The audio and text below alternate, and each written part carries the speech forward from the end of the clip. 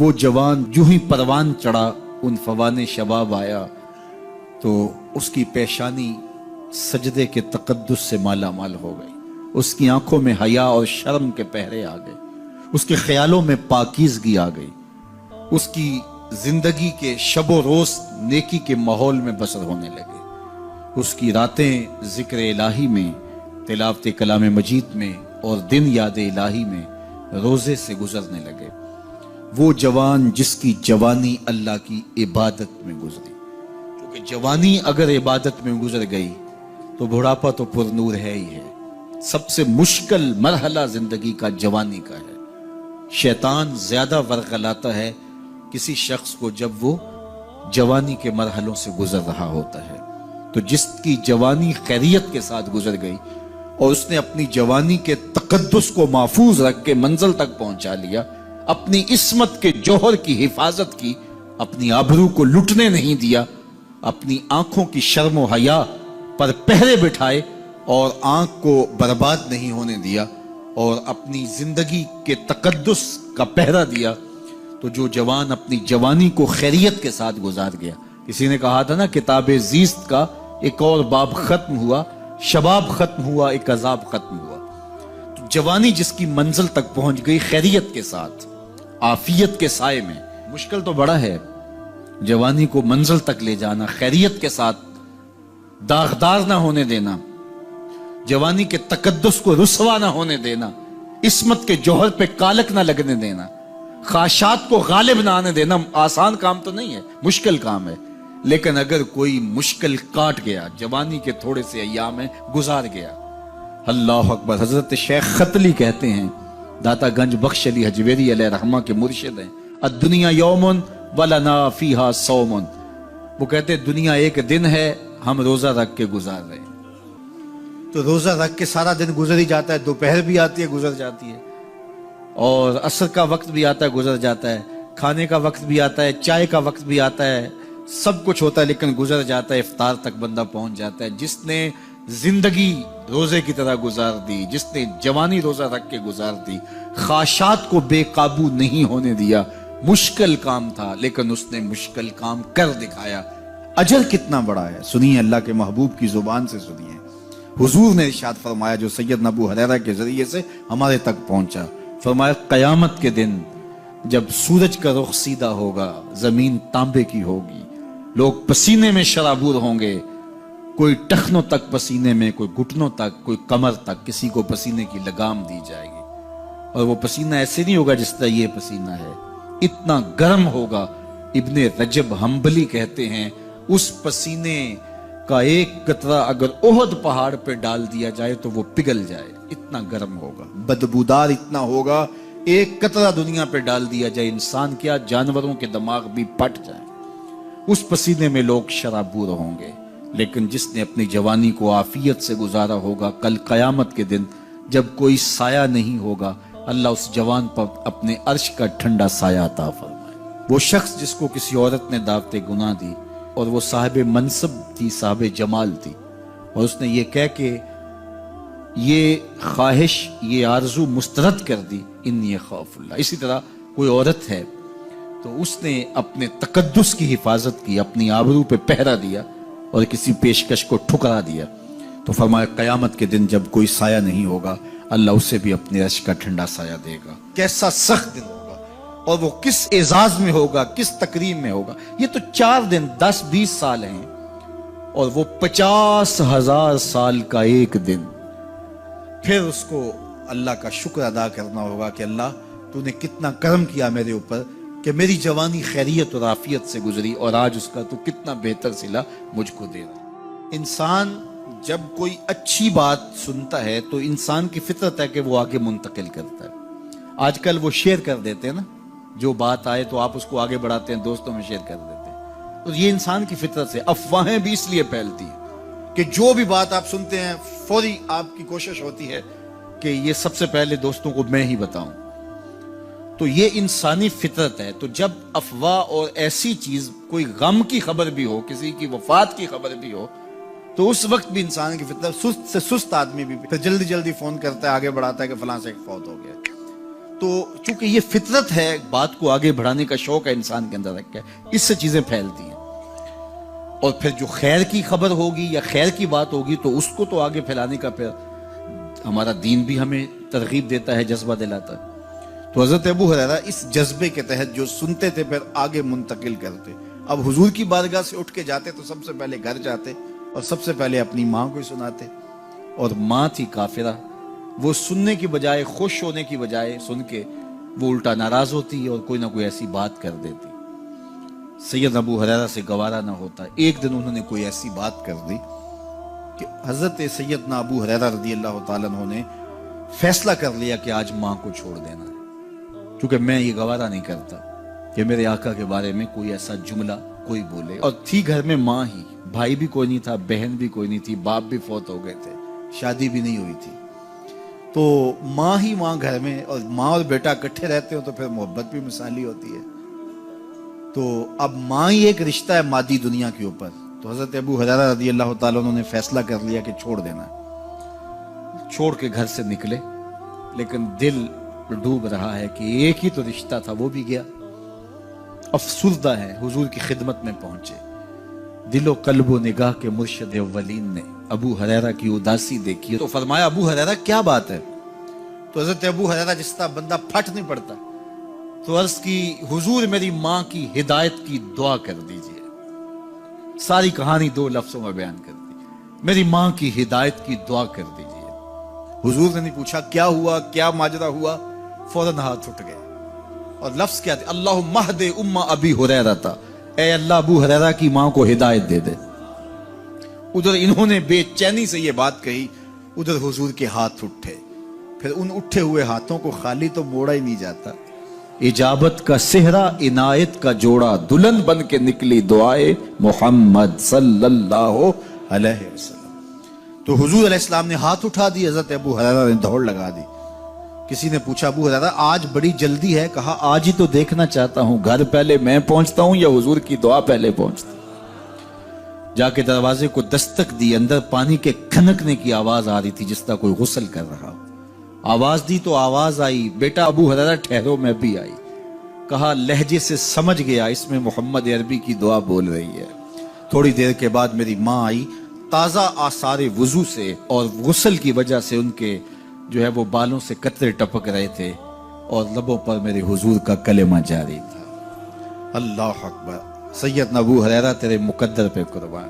ایک سفر میں حضور علیہ السلام اور اصحاب گامزن تھے کہ راستے میں قیام کیا تو ایک قبیلے کی صلح کروانے کے لیے حضور علیہ السلام تشریف لے گئے۔ وہاں کچھ تاخیر ہو گئی تو صحابہ نے حضرت ابو بکر صدیق کو کہا کہ حضور رک گئے ہیں تو نماز کا وقت جا رہا ہے، آپ نماز پڑھا دیجیے۔ حضرت ابو بکر صدیق رضی اللہ تعالیٰ عنہ مصلی پہ کھڑے ہو گئے۔ اب نماز شروع ہوگی، ادھر سے حضور بھی فارغ ہو گئے تو آقا کریم تشریف لائے۔ تو آقا کریم علیہ السلام جو ہی تشریف لائے تو صحابہ کی صفیں بندی ہوئی تھی، حضور کو دیکھا انہوں نے راستہ چھوڑ دیا۔ پیچھے سے لے کر کے مصلی تک صحابہ نے حالت نماز کے اندر حضور کے لیے راہ کشادہ کر۔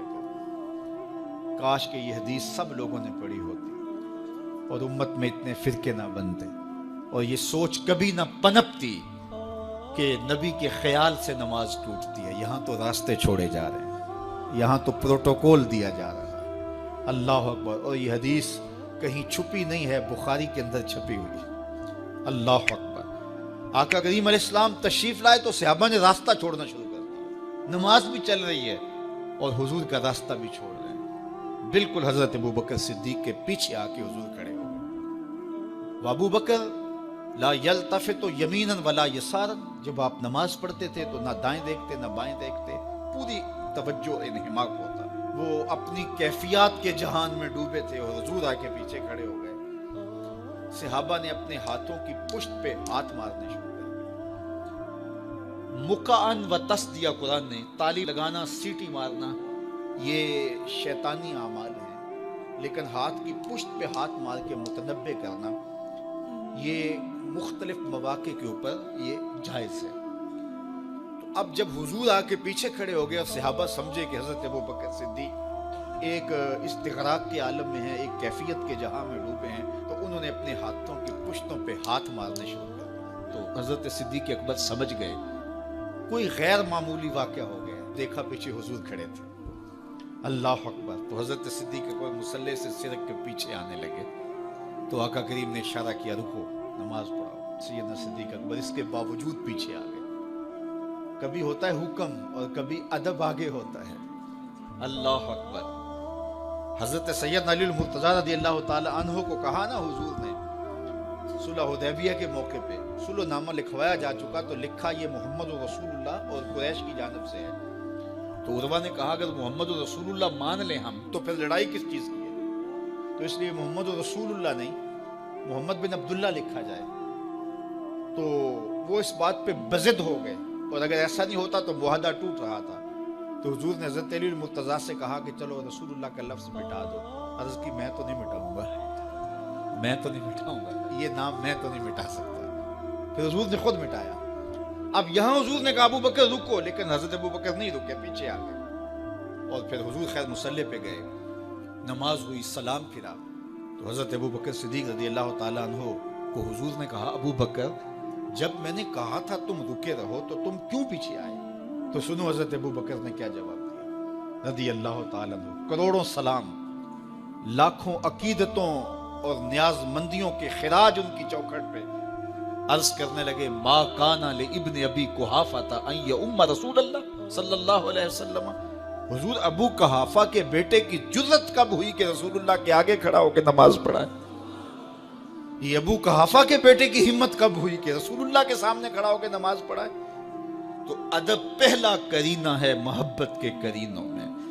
حضرت ابو بکر صدیق رضی اللہ تعالی عنہ نے اگر حضور علیہ الصلوۃ والسلام کی اطاعت اور حضور کی محبت، ادب، فرما برداری اور جان ساری کے انوکھے باب رقم کیے ہیں، لیکن حضور نے بھی ان کو جو اعزازات دیے۔ ایک خاتون آئی مسئلہ پوچھنے، آقا کریم نے فرمایا پھر آ جانا۔ اس نے کہا پھر آؤں اور آپ نہ ملے؟ تو کہا میں نہ ملوں ابو بکر تو ملیں گے نا، اللہ اکبر۔ تو اپنے بعد اشارہ دے دیا ان کی طرف کہ میرے بعد میرا نائب ابو بکر ہے، اللہ اکبر۔ عزتوں کی مسند اور عزتوں کی معراج اور عزتوں کے مقام پہ سیدنا صدیق اکبر رضی اللہ تعالی عنہ کو بٹھایا۔ میرے والد گرامی رحمت اللہ تعالی علیہ نے پوری زندگی میں کوئی ایک تقریر بھی ایسی نہیں کی جس میں یہ اشعار نہ پڑے ہوں۔ جب وہ خطبہ پڑھتے تھے تو خطبہ پڑھنے کے بعد یہ اشعار پڑھا کرتے تھے، جس میں اس کی کیفیت ہے کہ جو حضور کے شہر میں جانے کے لیے تڑپتا ہے۔ ز مہجوری برآمد جان عالم، ز مہجوری برآمد جان عالم، تراہم یا نبی اللہ تراہم۔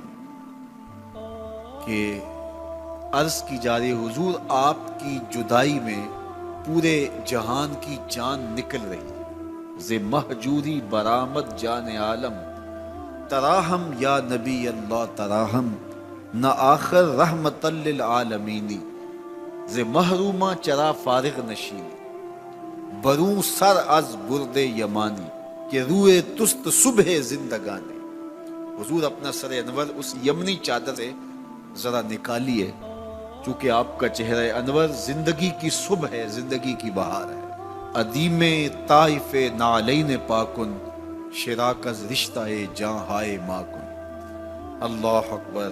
جامی علیہ رحمہ کا انداز کتنا دل آویز ہے۔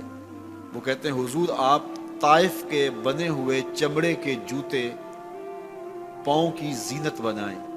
آپ جوتے جو پہنے وہ طائف کا مشہور چمڑا ہو اور اس کے بنے ہوئے۔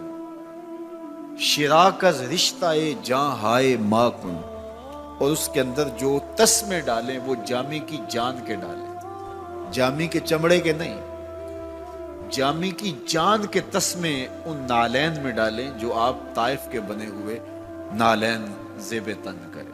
وہ ایک شاعر کہتا ہے عربی کا کہ یا لیتنی کنتو تربت ایبتکم فلتسمت نعالک ذاک کدی۔ کاش میں مولوی نہ ہوتا، وہ بہت بڑا شیخ الحدیث گزرا ہے، تو وہ کہتا ہے میں کاش شیخ الحدیث نہ ہوتا، میں مولوی نہ ہوتا، مدینے کی گلی کی مٹی ہوتا، حضور گزرتے طلبوں کو چوم لیتا۔